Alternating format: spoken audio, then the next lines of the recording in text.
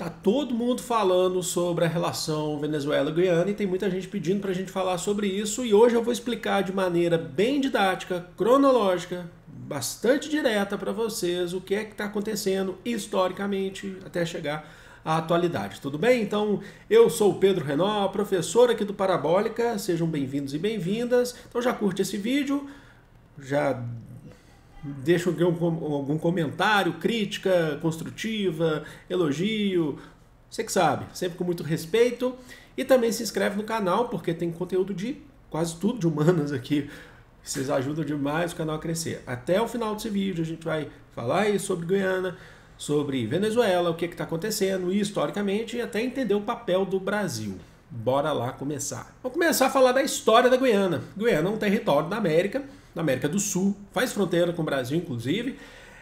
A Guiana sofreu com a ação colonizadora, assim como o Brasil, assim como Venezuela, desde o século XVI. Só para a gente entender aqui, no século XVI, a primeira grande colonização na Guiana foi dos Países Baixos. E é aquele período que a gente conhece bem, que é aquele período de força da Holanda, né, dos Países Baixos, principalmente, né, lembra, é no século XVI mesmo que a Holanda está se fortalecendo na América, para depois chegar no século XVII e invadir Pernambuco, mas ela já tinha lá sua colônia na Guiana, inclusive já pensava, já participava da questão do plantio de cana-de-açúcar. A Holanda vai se especializar nisso. A partir do século XVII, daí para frente, aí, final do século XVII, na verdade, seguindo aí para o século XIX, a Guiana, o território da Guiana, o território passa sob a chefia, na verdade, a colonização da Grã-Bretanha.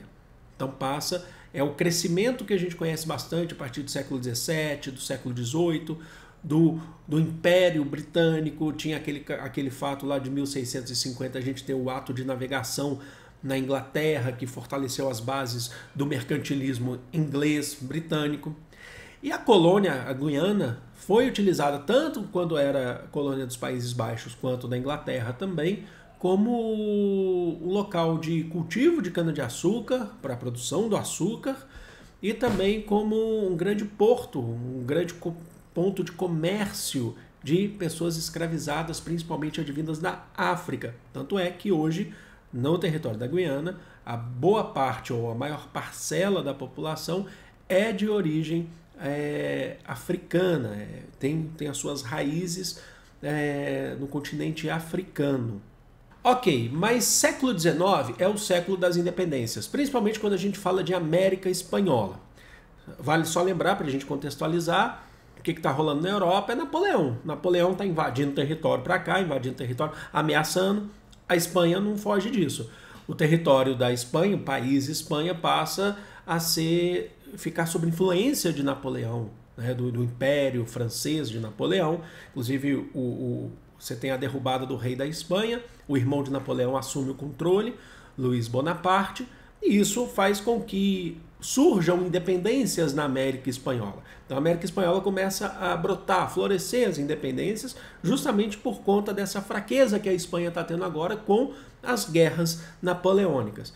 A Venezuela, ela é um processo que não é de um dia só, de uma data só, mas a gente coloca um ponto aqui, mais ou menos 1811, a gente tem a independência da Venezuela, vizinha da Guiana.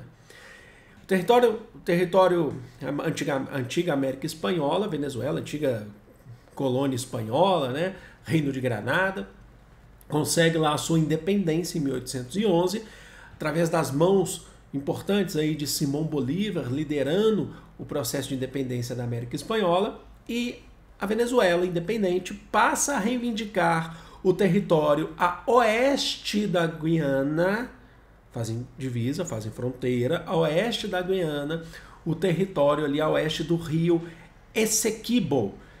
Então, que corresponde, tá, a cerca de 70% do território da Guiana que a gente conhece hoje. Então passa a reivindicar como um território venezuelano dessa Venezuela independente. Guiana era uma colônia inglesa, uma colônia britânica nesse período, certo? A gente sabe que essa questão, ainda mais por uma questão do Simão Bolívar, que é importante destacar, o Simão Bolívar, qual que é o ideal bolivariano daquele período? Ainda você tem, mas vamos falar da origem, a ideia de uma não interferência internacional, nem dos Estados Unidos, nem uma interferência europeia, que a América, ela seja, ainda que fragmentada, mas que seja soberana e converse entre a América e cresça entre a América. E aí então você tem essa oposição, inclusive, ao Império, né, ao Império Britânico dentro da Guiana. Passa a reivindicar as regiões a oeste da margem do rio Essequibo, mas a gente teve um acordo não, a gente teve um julgamento, um júri europeu sobre isso, que vai ser, isso já em 1889, final do século XIX, já não tinha mais Napoleão, não tinha mais nada disso, que vai ser a arbitragem internacional localizada em Paris, que estabelece território britânico e ponto. Mas os debates continuam ao longo do século XX. Pós Segunda Guerra Mundial, a gente sabe que há um processo de enfraquecimento político, do ponto de vista político, dos impérios, certo? Então a Guiana continuava ainda sob domínio britânico. A gente teve a Conferência de Genebra de 1966, que vai definir um monte de coisa em relação a conflitos internacionais, e pela Conferência de Genebra se define também o ponto inicial da independência da Guiana. Então, a partir de 1966, eu sei, é muito recente, surge a República Cooperativa da Guiana, independente da Inglaterra. Há um processo de negociação com a Inglaterra para essa entrega. A questão é que em 66 a Inglaterra ela entende, tá? Ela inclusive discute isso, faltou a palavra aqui, está na ponta da língua, mas ela reconhece, lembrei, ela reconhece que é uma região conflituosa. Na verdade, a Inglaterra está saindo fora, ela não quer mais saber disso, então ela fala, não, tem conflito sim. Se ela não fosse sair, ela não reconheceria que existia conflito. Ela fala, não, é nossa. Ela reconhece uma brecha dentro do território, falando, não, existe um conflito que é preciso discutir, né? Ou seja, desculpe o termo, mas a Inglaterra tocou foda-se, essa é a questão. Assim como já havia tocado, as metrópoles antigas sempre tocaram foda-se sobre isso. E aí, em 1986, atenção, o conflito continuou, tá? A disputa pelo território continuou. Em 1986, a ONU, a Organização das Nações Unidas, ela estabelece um núcleo formado por 3 pessoas, 3 diplomatas internacionais mediadores para tentar solucionar o conflito. Em 86 eu já tinha nascido, mas é sem sucesso. Tanto é que é sem sucesso que a gente está discutindo isso hoje. Agora eu vou ter que ler algumas coisas aqui de palavras, né, para vocês aqui. Em 2015, aí entra uma questão econômica importante. Uma multinacional estadunidense, ExxonMobil, acho que é assim que fala, tá? De petróleo, do ramo do petróleo, ela descobre grandes reservas de petróleo na região da Guiana. Na questão lá que eu falei para vocês, que é a região de Essequiba, certo? Descobre grandes reservas de petróleo na região. E aí, desde 2019, esse petróleo começa a ser extraído. É interessante destacar isso, né? Acho que é muito, muito importante, interessante, porque é uma época que se descobre muito petróleo fora de outras áreas que não sejam do Oriente Médio. Então, você sabe que a Venezuela tem reservas de petróleo, gás natural. O Brasil descobre o pré-sal um pouco, pelo menos uns 10 anos antes, mas descobre o pré-sal. E os olhos internacionais voltam, logicamente, para a região de petróleo. Em 2019, aí você tem empresa estadunidense atuando dentro da Guiana, e acho que é importante destacar isso porque a Guiana ela sofreu com a ação colonial, assim como o Brasil, assim como a Venezuela, assim como o México, assim como a Argentina, Chile, enfim, e também sofreu com a ação neocolonial direta e continua sofrendo com a chegada dessas empresas estrangeiras, que não são só dos Estados Unidos, porque desde 2019 você tem um acordo, um consórcio formado principalmente por ExxonMobil, dos Estados Unidos, a CNOOC, que é uma empresa petrolífera chinesa, certo?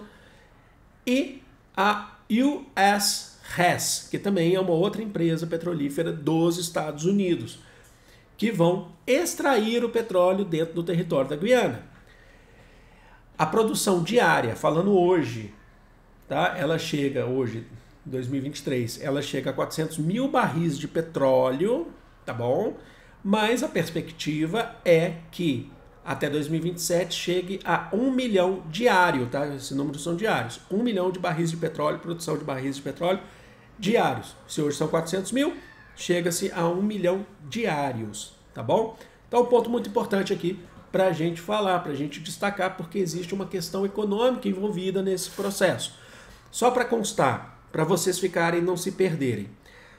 A Guiana, ela se apega politicamente como sua questão importante, tá?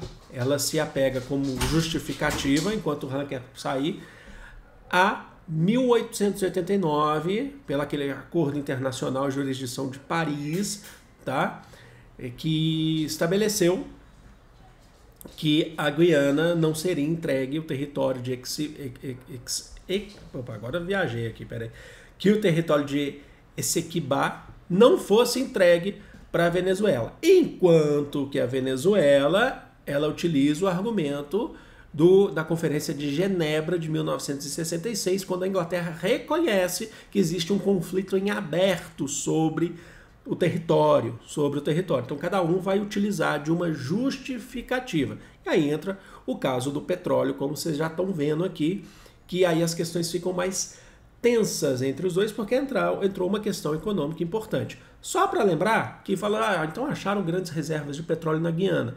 A Guiana vai se tornar primeiro mundo? Assim como primeiro mundo não existe o conceito mais, né? A gente não fala, mas vai se tornar um país desenvolvido? Não, tá? Não, e aqui cabe a mesma coisa de falar para o Brasil, quando o Brasil descobre lá para 2004, 2005, 2006, o pré-sal. Logicamente que você aumenta o PIB, você tem um aumento de investimento, logicamente, mas isso não significa desenvolvimento humano, tá? Aumento do PIB, aumento da riqueza bruta, não significa que o seu IDH suba, afinal de contas, existe uma concentração de riquezas, de renda muito forte. Se a gente fala isso no Brasil, imagina na Guiana, que já sofre com a ação de empresas estrangeiras na extração desse petróleo, porque você não tem necessariamente um governo forte, estatal, para poder bater de frente com essas empresas. E é esse das justificativas que a Venezuela também utiliza. A gente precisa bater de frente. Lembrando que a Venezuela, ela dá uma nova receita desse conceito de bolivarianismo, que não é socialismo. A Venezuela não é socialista. Eu sei que tem muita gente que pede para eu fazer um vídeo sobre isso. Ela não é socialista. Inclusive, a própria população venezuelana, seja de ricos, sejam de pobres na Venezuela, reivindica o território da Guiana. Por quê? No dia 3 de dezembro, recente, eu estou gravando esse vídeo no dia 10, teve um referendo na Venezuela, a população foi consultada sobre essa questão. Por quê? Porque a jurisdição do Tribunal Internacional de Justiça continua negando o território para a Venezuela, continua batendo de frente com a Venezuela, que o território não é da Venezuela. A Venezuela acusa o Tribunal Internacional de Justiça de ter medidas autoritárias e nulas, referentes muito mais à questão de empresas estrangeiras do que do próprio território da Guiana. E aí você teve um referendo onde 95% da população venezuelana votou contra as decisões do Tribunal Internacional de Justiça, que não garante o território como um território para a Venezuela. Então, tanto ricos quanto pobres na Venezuela defendem que a região, petróleo, logicamente, mas a região seja da Venezuela historicamente, desde lá principalmente por conta do reconhecimento britânico na Conferência de Genebra de 1966. Tá bom? Então, há esse imbróglio. A gente não sabe se isso vai sair daqui ou não.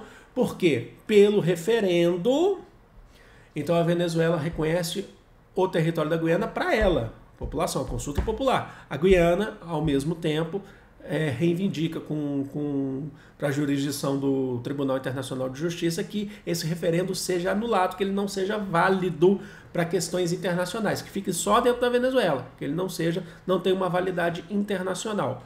E o Brasil? Por que o Brasil é importante nessa questão? Porque o Brasil faz fronteira com as duas nações. O Brasil faz fronteira com os dois países. E por conta disso, e o Brasil é um parceiro político e comercial dos dois países, não é só da Venezuela, para quem está achando aí.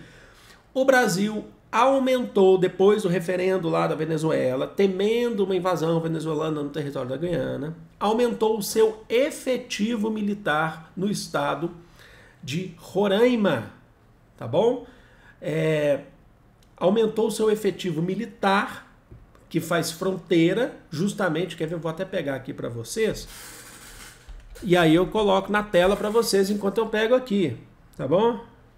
Aumentou o efetivo militar no estado de Roraima para poder evitar, atenção, a utilização do território brasileiro como rota militar venezuelana, tá bom? E também da Guiana, mas principalmente da Venezuela, que é a que ameaça aí. Então aqui eu vou colocar um mapinha para vocês. Aqui seriam as principais rotas, tá bom?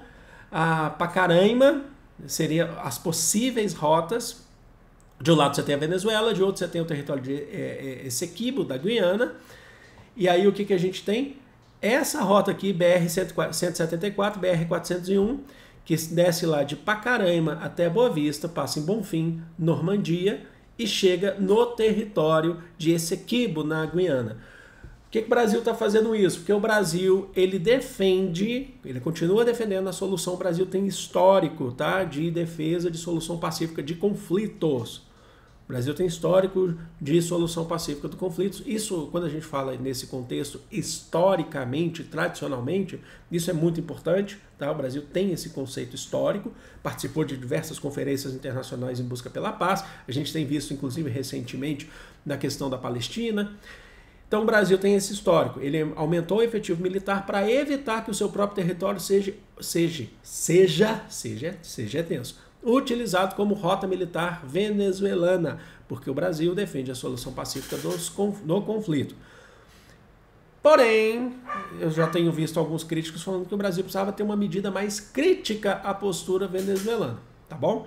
Mas vamos lá. Então é isso, gente. Deixa aí nos comentários o que vocês acham. Lembrando, você pode criticar, você pode discordar, ou você pode concordar, você pode defender um lado ou não. Eu estou passando para vocês, historicamente, o que está envolvido nesse conflito. Deixa aqui nos comentários, seu comentário é muito importante para a gente, tá bom? Vou ficando por aqui, amo vocês de coração, um grande beijo, fui!